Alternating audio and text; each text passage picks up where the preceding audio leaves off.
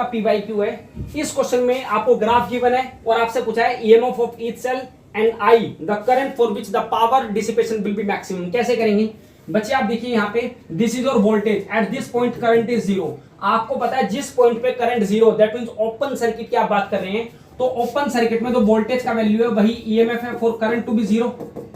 That means EMF is 6 volt for how many cells are there, 3 cells. लेकिन आपको निकालना है एक सेल का ईएमएफ, तो ईएमएफ फॉर ईच सेल कैसे आएगा, 3 से डिवाइड कर देंगे, 6/3 यानी कि 2 वोल्ट विल बी देयर।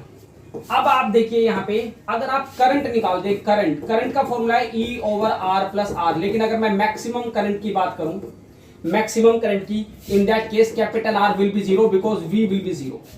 तो यहां से अगर स्मॉल r का वैल्यू कैलकुलेट करेंगे आ जाएगा E over I। What was the EMF of the circuit, that was 6 volt, और करंट कितना आपका 2 एम्पियर मैक्सिमम करंट। तो यहां से 3 आपका ओम रेजिस्टेंस आ जाएगा।